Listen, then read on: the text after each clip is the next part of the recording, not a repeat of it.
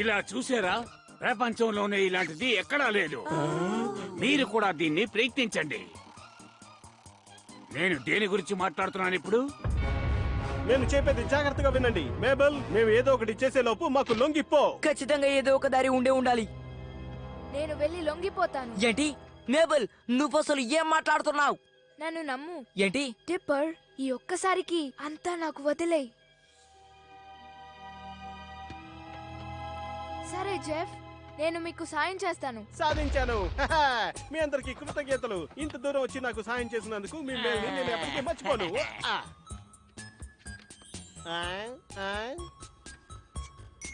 నువ్వు నాకు స్నేహితురాలివి. ఇక మన ఇద్దరం అడవిలోకి వెళ్ళిపోదామా? నేను ఒక పని చెప్తాను, అది నువ్వు చెయ్యాలి. ఓ అలాగా. ఇంతకీ ఏంటి ఆ పని?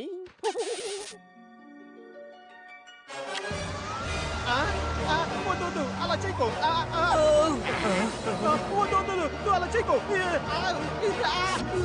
ఇప్పుడేం చేస్తావో చూస్తాను. మర్యాదగా చెప్తే వినరు కదా. చేయకు.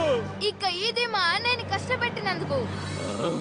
ఇక మొదలు పెట్టనా? తప్పకుండా. 1 2 3.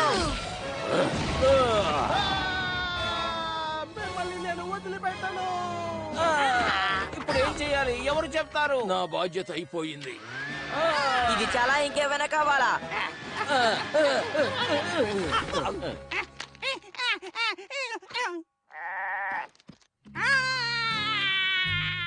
హే డిప్పర్, నన్ను క్షమించు. నువ్వు చెప్పిన మాట నేను వినలేదు. నా కోసం నువ్వు చాలా కష్టపడ్డావు. ఓ మరేం పర్వాలేదు, నువ్వు కూడా నన్ను కాపాడావు కదా.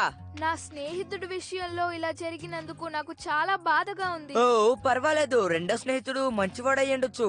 హో, నువ్వు చెప్పేది నిజమే. నాకిప్పుడు సంతోషంగా ఉంది. నాకు కూడా సంతోషంగా ఉంది. Patch patch.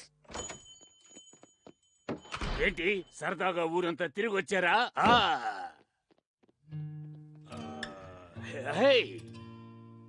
మీకు ఒక విషయం తెలుసా? నేను మీలాంటి వాళ్ళ కోసం ఒక బహుమతి ఇవ్వాలనుకుంటున్నాను. అది మీరే తీసుకోవచ్చుగా. బొమ్మల దుకాణంలో మీరే తీసుకోండి. నిజంగానా? కానీ ఎందుకు? ఇంకా నేనేమీ అనుకోలేదు. ఇంతలో మీరే తీసుకోండి.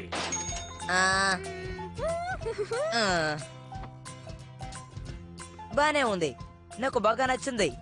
ఇక నాకేమో ఇది నచ్చింది. అవును. ఏంటి, నువ్వు వేరే విధంగా మారబోతున్నావా? ఇది భలే ఉంది. అవును. ఈ పుస్తకం గ్రావిటీ ఫాల్స్ లో ఎవరిని నమ్మద్దని చెప్పింది.